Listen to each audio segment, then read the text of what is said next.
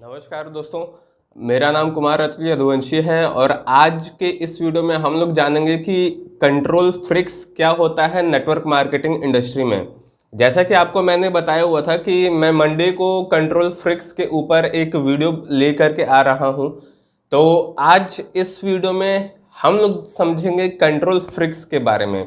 ये वर्डिंग थोड़ी सी नई हो सकती है या फिर आप पहले से सुने हुए हो सकते हैं, लेकिन फिर भी हम लोग जानेंगे कि इसके बारे में कि ये वर्डिंग एक्चुअल में क्या कहती है और कंट्रोल फ्रिक्स होता क्या है एक्चुअली में नेटवर्क मार्केटिंग में, और कितने तरीके के लोग नेटवर्क मार्केटिंग में इस कंट्रोल फ्रिक्स चीज़ों में इन्वॉल्व रहते हैं, या फिर कौन सा ऐसा मतलब ये कंट्रोल फ्रिक्स जो होता है उसके बारे में डिटेल में बात करेंगे। और कंट्रोल फ्रिक्स व्यक्ति कौन होता है ये भी हम लोग चर्चा करेंगे इस वीडियो में। तो चलिए स्टार्ट करते हैं।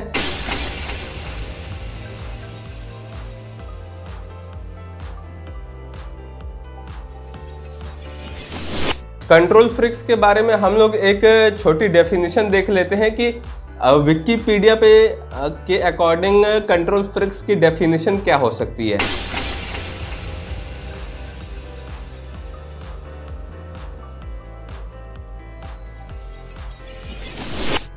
तो हम लोग मैंने डेफिनेशन लिखी हुई है।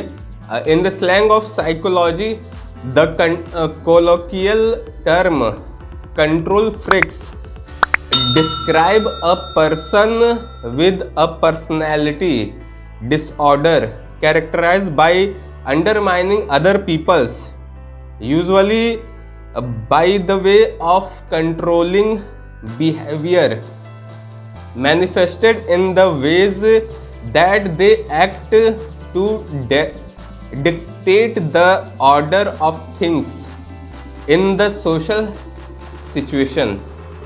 इसका मतलब क्या होता है, आइए मैं आपको इसको तोड़ करके बेसिकली इस डेफिनेशन के अकॉर्डिंग हम ये समझ सकते हैं कंट्रोल फ्रिक्स के बारे में कि साइकोलॉजी के टर्म्स में कंट्रोल फ्रिक्स का ये डेफिनेशन दिया हुआ है कि कंट्रोल फ्रिक्स एक्चुअल में होता क्या है, या फिर कोई भी व्यक्ति अगर कंट्रोल फ्रिक्स बिहेवियर उसका है तो ये एक्चुअल में है क्या। कंट्रोल फ्रिक्स मतलब हिंदी में मैं आपको समझा देता हूँ, एक ऐसा व्यक्ति जो हर एक चीज़ के ऊपर नियंत्रण अपना जमाना चाहता हो, या फिर अपना हक जिसको बोल सकते हैं, अपना हक या फिर अपना मतलब पूरी तरीके से किसी एक पर्टिकुलर चीज़ के ऊपर या फिर पर्टिकुलर व्यक्ति के ऊपर या फिर पर्टिकुलर किसी सिचुएशन के ऊपर या किसी एक पर्टिकुलर मतलब अगर वो किसी एक सीनियर लेवल पे अथॉरिटी पे है तो वो हर एक टीम के ऊपर वो अपना कंट्रोल जमाना चाहता हो कि मैं जो बोलूँ बस वही मेरी टीम को करना चाहिए, ना प्लस ना माइनस, 1% का भी एक्स्ट्रा दिमाग नहीं लगाना चाहिए। अब ये बात तो सही है कि नेटवर्क मार्केटिंग इंडस्ट्री में अगर आप वर्क करते हैं तो अपना दिमाग लगाना बंद कर दीजिए, लेकिन कौन से लेवल का दिमाग लगाना बंद करना है ये हमको समझना है, या फिर किस तरीके का दिमाग हमको लगाना बंद कर देना चाहिए ये जानने की ज़रूरत है। अब होता ये है कि जब भी नेटवर्क मार्केटिंग इंडस्ट्री में हम लोग वर्क करते हैं या फिर किसी एक पर्टिकुलर कंपनी में वर्क करते हैं और वहाँ पे हम थोड़ा सा भी एक एक्स्ट्रा दिमाग लगा लेते हैं तो अपलाइन सीनियर बोलता है कि भाई दिमाग मत लगाओ, जैसा मैं बोलूं वैसा करो। इसको हमें समझना चाहिए कि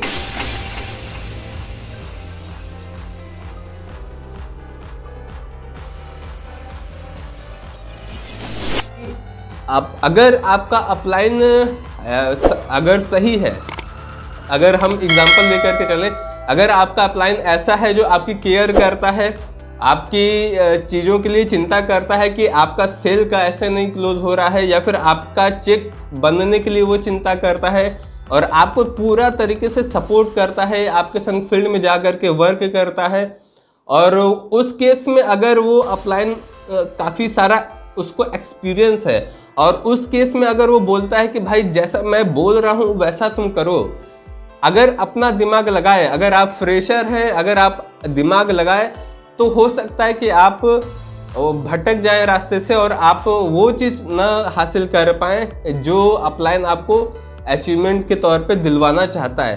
तो इस पर्टिकुलर किसी एक इस केस में अगर आपका अपलाइन एक्टिव है, सीरियस है, एक अच्छे पोजीशन पे है और एक अच्छा मतलब बिहेवियर है उसका आपके प्रति, और आपको पूरी तरीके से डेडिकेशन के संग सपोर्ट देता है, नेचर उसका अच्छा है, इंटेंशन अच्छी है, और मतलब कैरेक्टर उसका अच्छा है, सारा चीज़ उसका अच्छा है, और आपको कोई भी हार्मफुल चीज़ें नहीं बताता है, कोई भी गलत चीज़ें आपको रिकमेंड नहीं करता है, तो उस केस में अगर आपका अपलाइन आपको ये कहता है कि दिमाग मत लगाओ, तो ये सही बात है।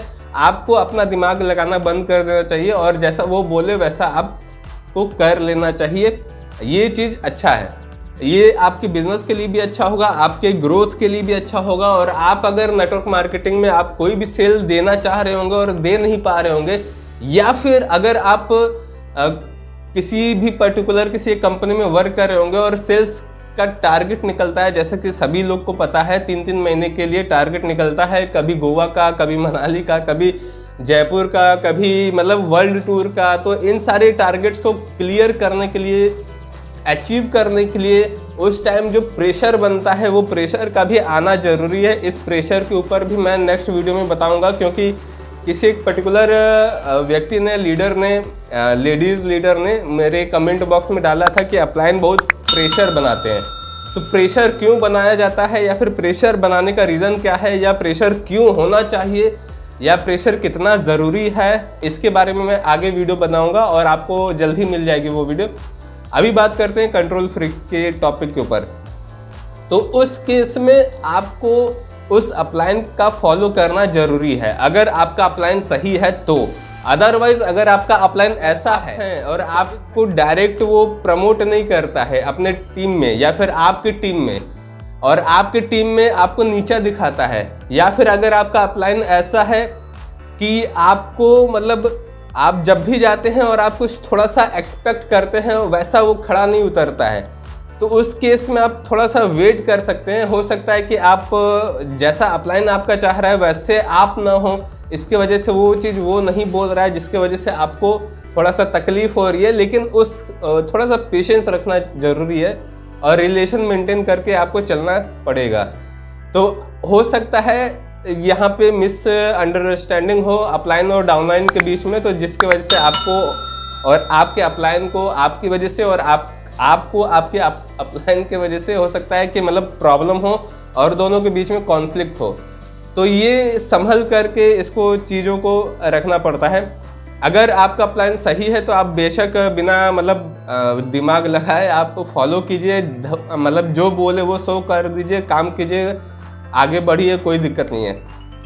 अगर आपका अपलाइन ऐसा है कि वो ये करता है कि मतलब आपकी निगेटिव प्रमोशन करता है आपकी ही टीम में, दूसरी चीज़ उसका कैरेक्टर ही ख़राब है, वो बोलता तो ये है कि भाई मतलब गलत चीज़ें नहीं करनी चाहिए, अनप्रोडक्टिव एक्टिविटी नहीं करनी चाहिए, सिगरेट नहीं पीना चाहिए, गांजा नहीं पीना चाहिए, दारू नहीं पीना चाहिए, या फिर लड़कीबाजी नहीं करनी चाहिए, या फिर कोई भी अनप्रोडक्टिव एक्टिविटी नहीं करनी चाहिए जिसके वजह से आपकी टीम में आपकी इमेज खराब हो।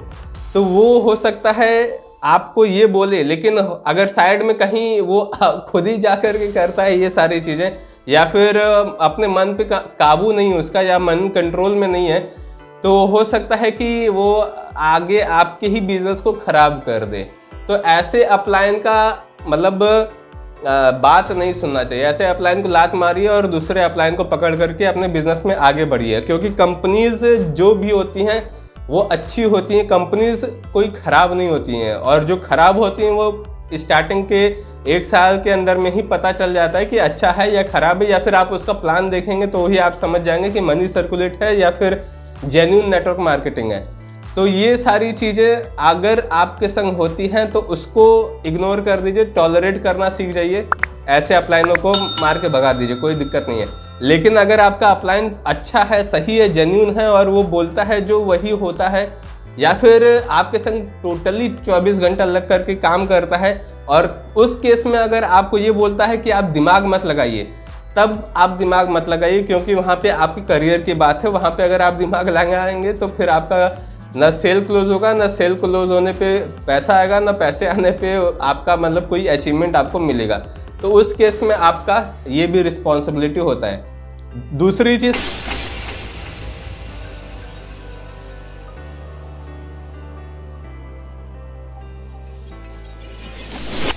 कुछ अप्लायंस ऐसे भी होते हैं नेटवर्क मार्केटिंग इंडस्ट्री में, नेटवर्क मार्केटिंग इंडस्ट्री छोड़िए, पूरे मतलब ऐसे हर जगह पे आप किसी भी इंडस्ट्री में ले लीजिए, आपको ऐसे लोग भी मिलेंगे कि हमारे ही हिसाब से ये सारी दुनिया चलनी चाहिए। क्यों भाई, कोई तुम भगवान हो क्या कि मतलब तुम्हारे ही हिसाब से ये सारी चीज़ें चलेगी? तो ये सारी चीज़ें मिथ्या वाली बातें हैं। ऐसे व्यक्ति अगर आपको नेटवर्क मार्केटिंग में मिले तो आप उनको हटा दीजिए, उस सबको छोड़ दीजिए, उनके जो भी उनकी लेवल पोजीशन जो भी है उसको छोड़ करके आगे बढ़िए। हो सकता है कि 10 लाख रुपया महीना कमाता हो कोई व्यक्ति और वो चाहता हो कि हमारा डाउनलाइन मेरे ही हिसाब से काम करे और गुलामी के तौर पे वो मेरे लिए काम करे, तो मारिए लात। वैसे 10 लाख वाले को आप 2,000 वाले व्यक्ति को पकड़िए जो 10-20 हज़ार रुपया कमाता है, लेकिन उसका नेचर अच्छा है, उसका मतलब सब कुछ अच्छा है और वो कंट्रोल फ्रिक्स नहीं है, वो आपको अच्छी अच्छी बातें सिखाता है, वो सही जेन्युइन चीज़ें बताता है। तो वैसे लोग आपको ज़्यादा ग्रोथ दे जाएंगे बजाय वो 10 लाख वाले के। तो ऐसे व्यक्ति को आप छोड़ दीजिए, क्योंकि बिना अगर आप उससे फाइट करने के लिए सोचेंगे तो वो आपको नीचे हमेशा दबाता ही जाएगा, आपको कभी ग्रो ऊपर उठने नहीं देगा। और उठना चाहेंगे तो उठने नहीं देगा, अगर नहीं उठना चाहेंगे तो वो जैसे चल रहा है आप मतलब चलने दीजिए। फिर अगर आपको अच्छा लगता है गुलामी तो अच्छा है, कोई दिक्कत नहीं है।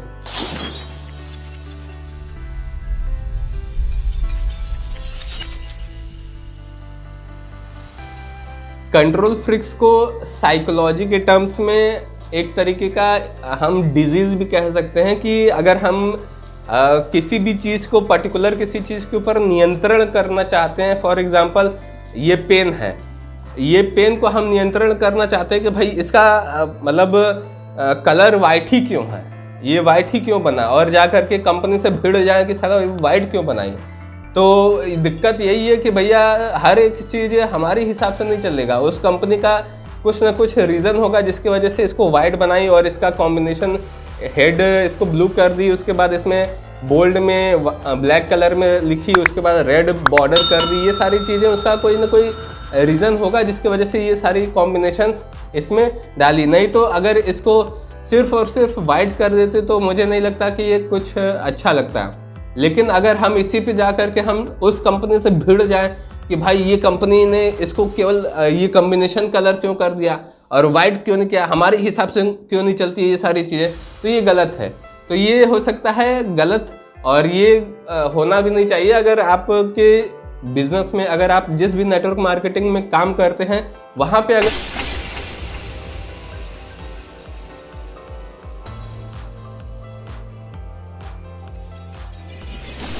अगर आपका अपलाइन ये बोलता है कि मेरे हिसाब से चलो, मैं जैसा कहूँ वैसा करो और किसी और अपलाइन की चुगली करना सीखो, ये सारी चीज़ें करो, मतलब कोई भी एक छोटी सी चीज़ हो तो वो मुझसे ही पूछ करके करो, ये सारी चीज़ें अगर कंट्रोल फ्रिक्स के तौर पे वो अगर आपको बोलता है तो हटा दीजिए। ऐसे अपलाइन से बात करने का कोई फ़ायदा नहीं है। ऐसे अपलाइन नेटवर्क मार्केटिंग इंडस्ट्री को बदनामी करने का काम करते हैं।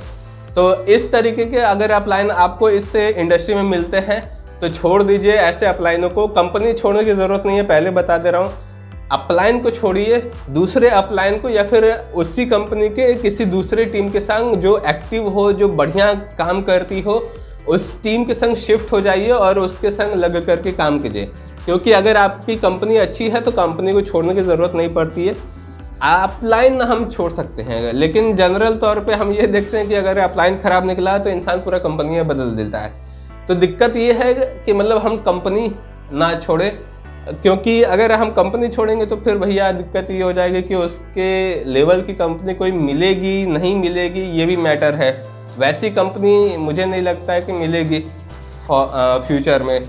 उस तरीके की मिल सकती है, लेकिन वही कंपनी, वैसी कंपनी, अगर वैसे उस कंपनी का मालिक का इंटेंशन बहुत अच्छा था तो वैसे प्रोडक्ट्स की क्वालिटी, वैसे इंटेंशन वाला अपलाइन या इंटेंशन वाला जो कंपनी का ओनर है वैसा कभी नहीं मिलेगा।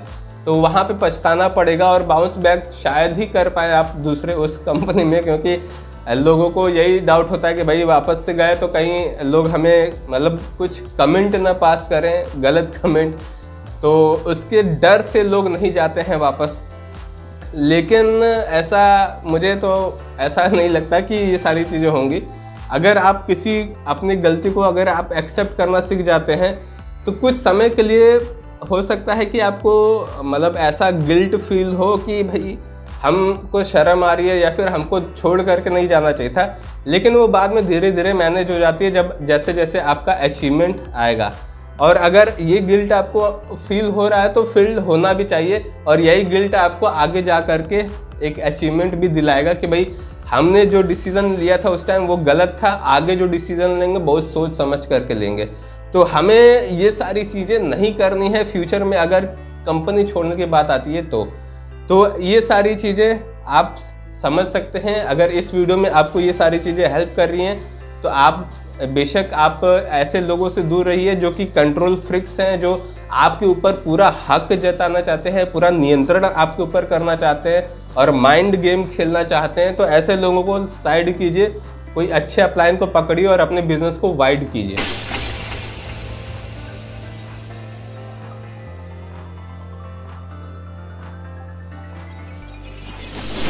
दूसरा, अगर दूसरे साइड से हम देखें तो कंट्रोल फ्रिक्स पर्सनालिटी को एक तरीके से ये भी बोला जा सकता है कि पर्सनालिटी डिसऑर्डर, मतलब कि किसी न किसी तरीके से वो व्यक्ति को कोई ना कोई प्रॉब्लम है, हर चीज़ में कंट्रोल करने की इच्छा रखता है, तो हर चीज़ हमारे हिसाब से नहीं चलती है।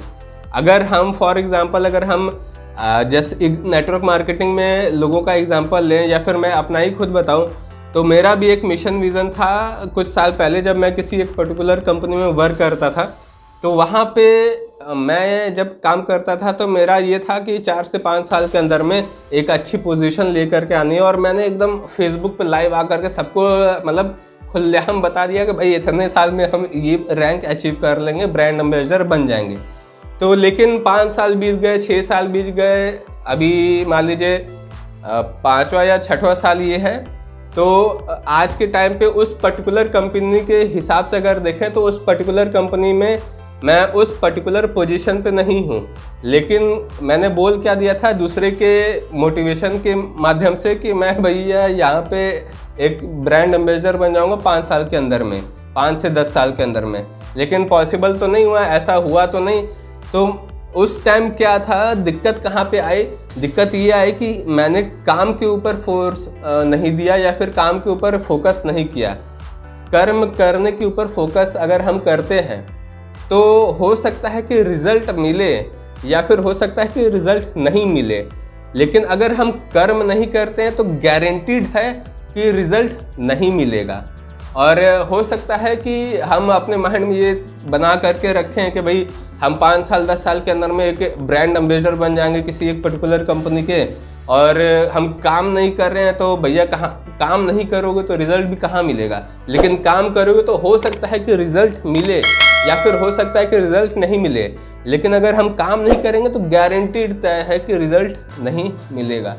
तो चीज़ों को यहाँ पे मैंने समझा, उसके बाद धीरे धीरे एनालाइज किया तो मुझे पता चला कि भाई और कुछ चीज़ें मैंने गीता से भी सीखी। भगवत गीता मैं कॉन्टिन्यूस रीड कर रहा हूँ तो उसमें भी मैंने सीखा। तो ये बात मुझे थोड़ा सा नॉलेज में आया कि भाई काम करोगे तो फल मिलेगा और काम नहीं करोगे तो फल नहीं मिलेगा। मतलब कि जो फल है, जो रिज़ल्ट है वो मेरे हाथ में कहीं नहीं है।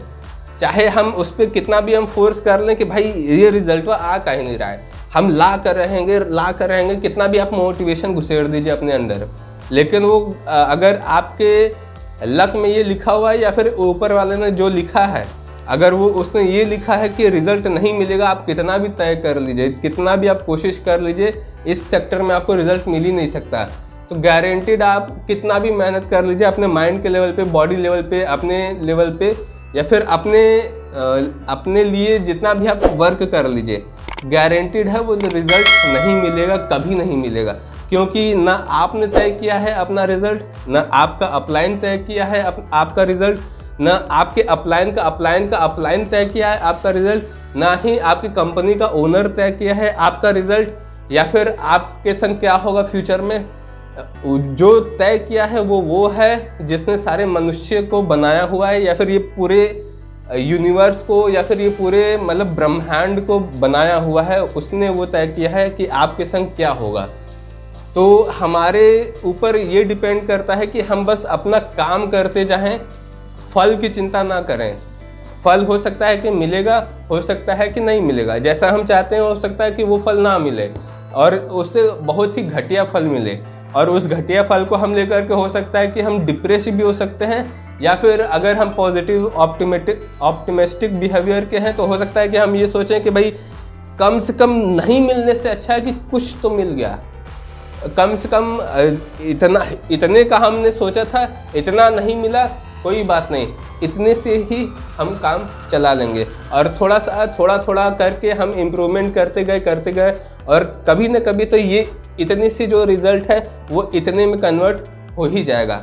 तो कहीं ना कहीं रिज़ल्ट हमारे हाथ में नहीं है।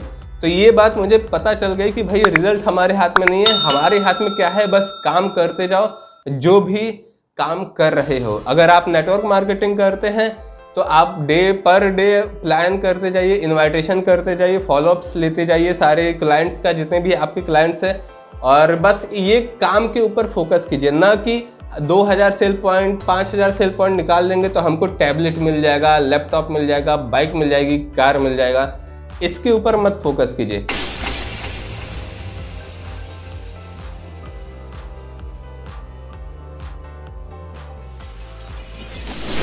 फोकस इसके ऊपर कीजिए कि हम अगर 100 प्लान पर डे का 100 प्लान रखना है, 100 प्लान नहीं हुआ तो घर नहीं जाएंगे। एक ऑप्शन ये भी सेट कर लीजिए, 5 प्लान अगर आप सेट किए हुए हैं, 5 प्लान नहीं हुआ तो घर नहीं जाएंगे। तो इस तरीके से अगर हम अपने माइंड को ट्रेनिंग देते हैं तो वो कहीं ना कहीं फिक्स हो जाता है कि भाई, या फिर एक सजा अपने ही रख लीजिए कि मतलब 5 प्लान नहीं किए तो भोजन नहीं करेंगे रात वाला। तो ऐसे अगर नाइट तक आते आते आपको ऑटोमेटिकली 5 प्लान 10 प्लान 5 प्लान छोड़िए 10-20 प्लान हमारे ख्याल से हो जाएगा। प्लान करने का तरीका ये है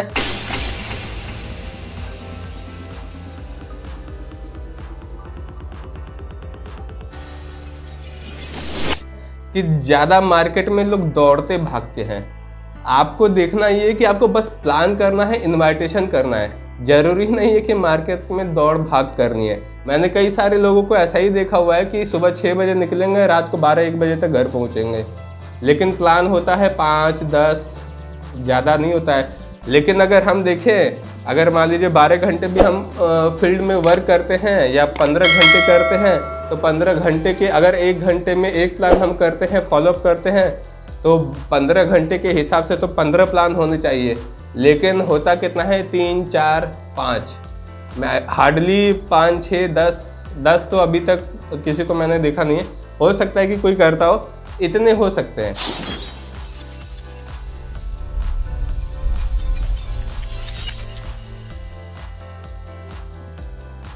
लेकिन हमें अगर टाइम कम कर दें, मतलब कि 8 ही घंटे हम लोग काम करें, लेकिन प्लान ज़्यादा हो, हमें फोकस प्लान ज़्यादा होने पे करना है, ना कि दौड़ भाग करने पे करना है मार्केट में।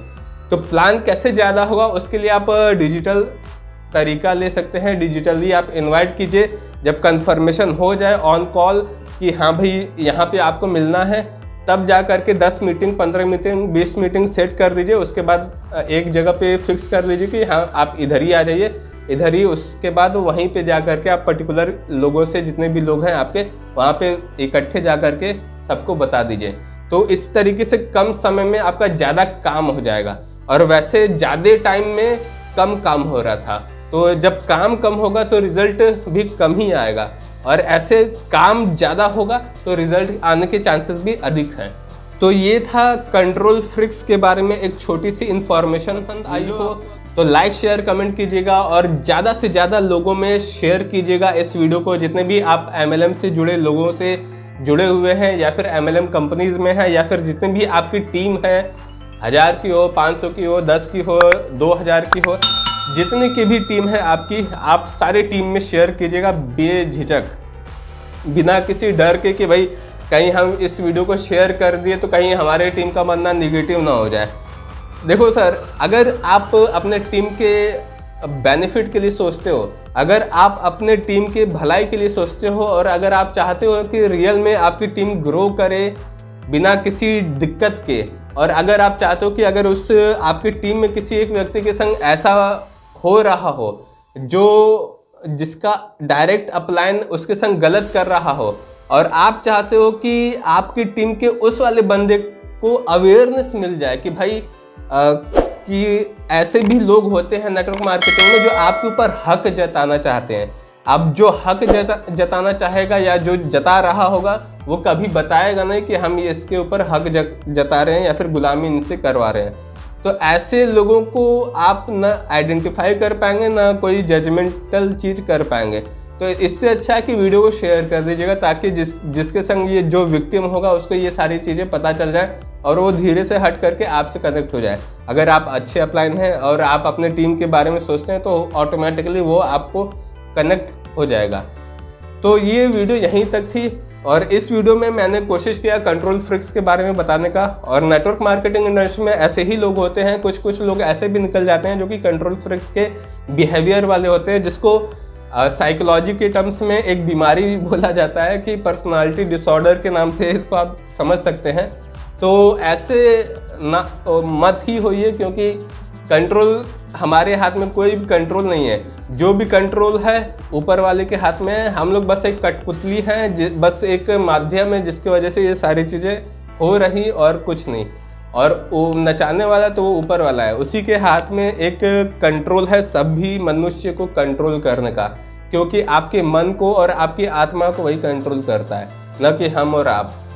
तो वीडियो यहीं तक थी। वीडियो पसंद आई हो लाइक शेयर कीजिएगा सारे वीडियोस को, और चैनल पे अगर आप नए हैं तो अभी सब्सक्राइब कर लीजिए, क्योंकि बाद में सब्सक्राइब आप शायद हो सकता है कि भूल जाएं तो ना कर पाएँ, लेकिन अगर अभी सब्सक्राइब करेंगे तो आपको बहुत ही बेनिफिट होगा।